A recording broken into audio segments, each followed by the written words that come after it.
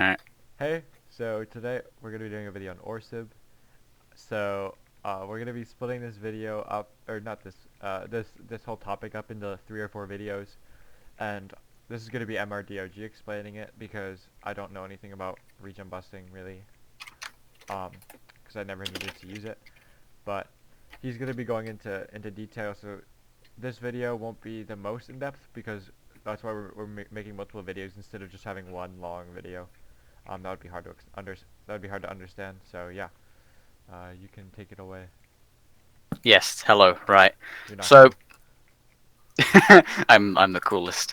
There are gonna be three sections to this. There's gonna be one about the OE, that is required, the order of entities, how everything is ordered within the canon.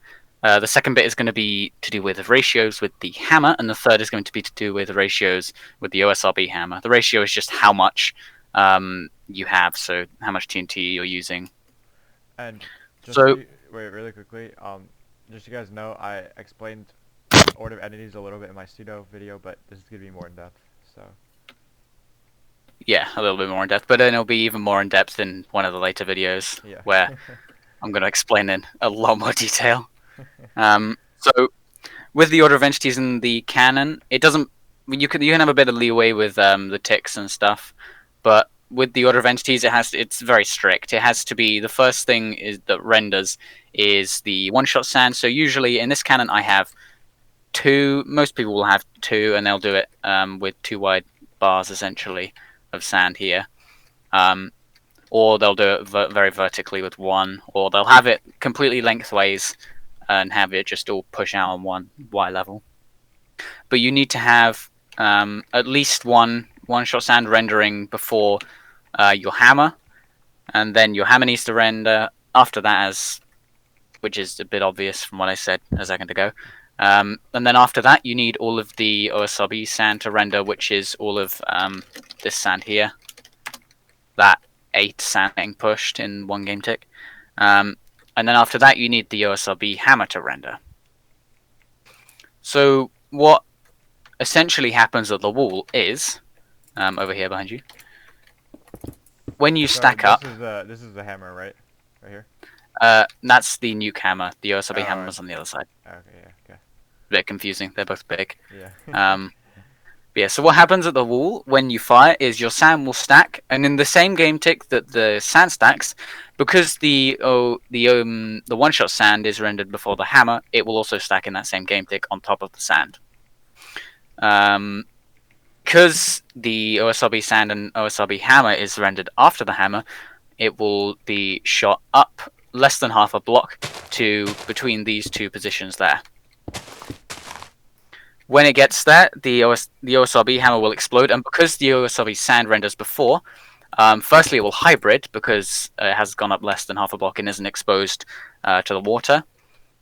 And because the OSRB sand is rendered after, it will stack all the way back up to the top of the stack where the original one-shot sand was.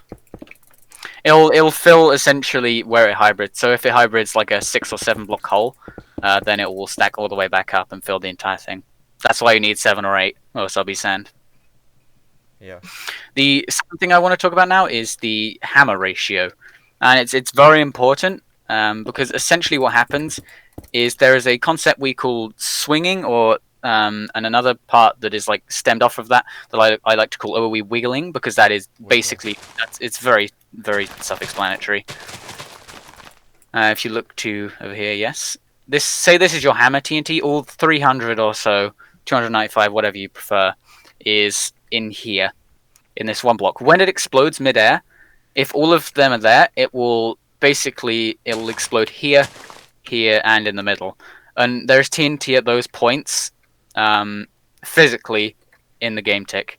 So they're basically when you have like a 15 by 10 two-sided hammer, so for 300, all of those TNT, even if they go off at the same time, they're not going to be rendered all at the exact same point in the game tick. So there will be one piece of TNT rendered for each 300th position that the TNT spawning is within in the game tick.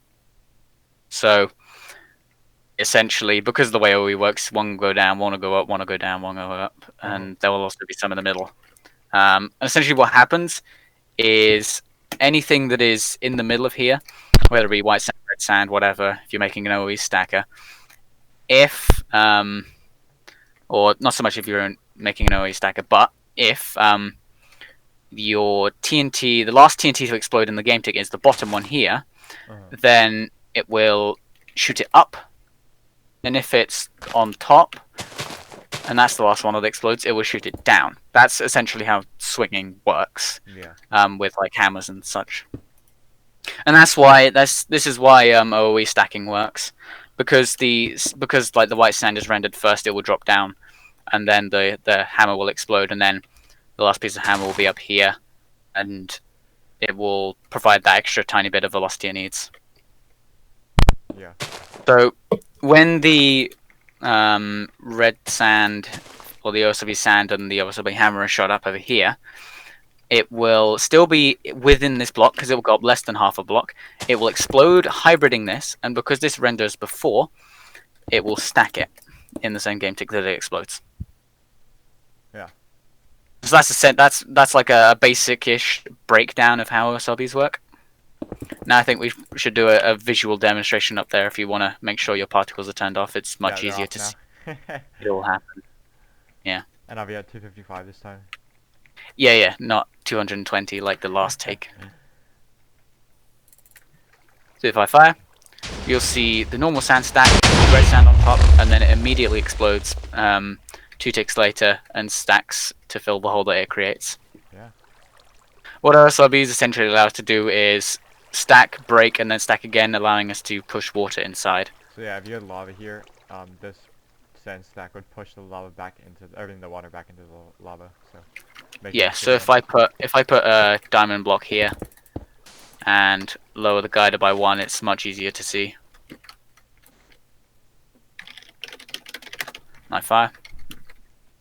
You'll see that it will stack, it'll blow up, stack again, and then water will flow. saw it fall down. Yeah, and that will break all the lava there and turn it into obsidian. So yeah, I think that'll probably do it for the explanation, for the basic explanation. So And then, yeah, we'll go into much more detail. yeah, so like he said, we're splitting this up into multiple videos. So we're gonna be uploading the second part soon, so you don't have to wait too long. But if you guys have any questions or anything, just let me know in the comments, and I'll ask MRD and get back to you. But so yeah, I think that's it for this video. See ya. Pretty much, but I did forget to mention one thing, Yes. which is that the ratio for OSRB hammer always has to be around 2 to 3 times more than how much you're stacking, because of the OE wiggling. As I said, there will be what is essentially more TNT below and inside than there is above. Yeah. So you'll need to account for that, because usually when you've got a normal sand stacker, your sand is there and your hammer's there. As I said, interruption, right? We'll probably have to do another one. So I'll just finish what he's saying. So this is how it's normally set up, but because you're using order of entities and because of the swinging he was talking about, not all of your hammers actually ending up, I can't build here, but not all of it's actually ending up on top. There's some on the side, some on the bottom. So you can continue. Yeah. I was just, Yeah, slight interruption there. Yeah. I have to go eat in a moment, yum.